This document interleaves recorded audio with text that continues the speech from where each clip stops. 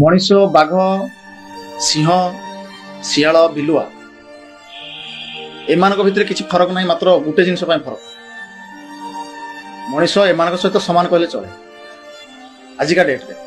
ମୁଁ ଏ କଥାଟି କହୁଛି କାହିଁକି ଆପଣମାନେ ଟିକେ ମନ ଦେଇ ଶୁଣନ୍ତୁ। ପଶୁମାନଙ୍କର ରୋଷେଇ ଘର ନାହିଁ, ସେମାନେ ରୋଷେଇ କରିପାରିବେ, ସେଇଥିପାଇଁ ସେମାନେ କଞ୍ଚା ମାଂସ ଖାଆନ୍ତି, ସେ ହେଲେ ମାଂସାହାରୀ। କିନ୍ତୁ ଆମ ମଣିଷ, ତା ପାଇଁ ମଣିଷ ପାଇଁ ଭଗବାନ ପନିପରିବା, ଡାଲି, ଭାତ, ଅଟା, ଗହମ ସବୁ ତିଆରି କରିଛନ୍ତି ମଣିଷ ଖାଇବା ପାଇଁ ବିଧାନ କରିଛନ୍ତି। ପଶୁ ପାଇଁ ମାଂସ ତିଆରି କରିଛନ୍ତି ବିଧାନ ମାଂସାହାରୀ ପ୍ରାଣୀ ପାଇଁ।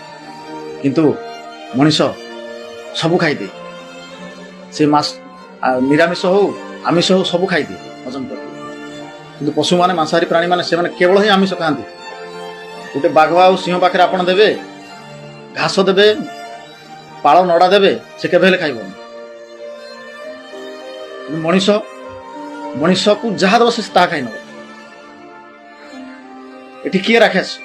ମଣିଷ ପଶୁମାନଙ୍କ ଠାରୁ ରାକ୍ଷସ ଅଧିକା। ପଶୁମାନଙ୍କ ପାଖରେ ତ ରୋଷେଇ କରିବା ପାଇଁ ସ୍ଥାନ ଦେବ ନାହିଁ, ସେମାନେ କଞ୍ଚା ମାଂସ ଖାଇଲେ। ଏତିକି ଫରକ ଯେ ମଣିଷ ତା ପାଖରେ ସବୁ ସୁବିଧା ଅଛି ବୋଲି ସେ ତ ରୋଷେଇ କରି ଖାଉଛି। ଏତିକି ସାମାନ୍ୟ ଫରକ, ଆଉ କିଛି ନୁହଁ।